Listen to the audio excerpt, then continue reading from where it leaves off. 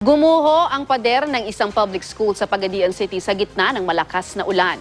Ayon sa Pag-asa, ang madalas na pag-ulan ngayon sa ilang lugar sa bansa ay senyales na papalapit na ang tag-ulan. Makibalita tayo kay Trisha Zafra.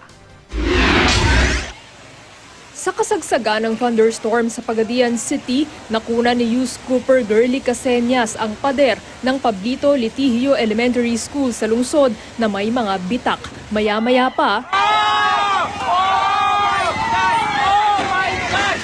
napaatras pa ang isang sasakyan. Ayon sa mga otoridad, lumambot ang lupa roon kaya gumuho ang pader. Dahil sa pagguho, isinara ang kalsada hanggang sa natanggal ng mga otoridad ang mga sementong nakahambalang.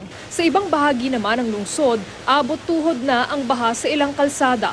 May mga bato pang natangay ng tubig mula sa mataas na bahagi ng lungsod papunta sa city proper. Binaha rin ang ilang bahagi ng palengke roon.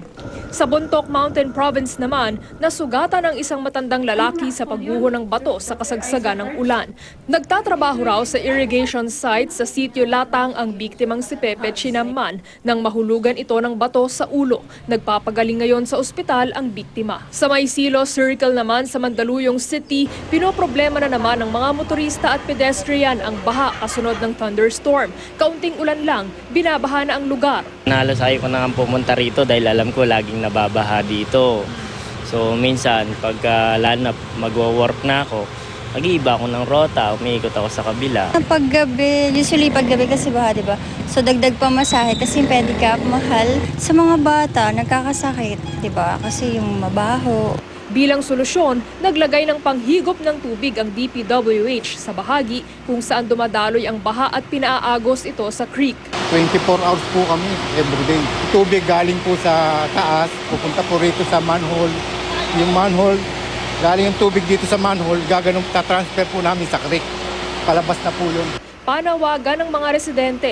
Pero ang sistema na ginawa nila, na parang matagal yung proseso ng paggawa nila, mas malupit yung nagiging baha. Sana gawa nila ng madaling aksyon, na madaling magawa. Sabi ng DPWH, Hindi po naman talaga maibababa natin agad-agad dahil yung existing drainage system na maliit na nandiyan dyan sa lugar ay pinalalaki natin ngayon.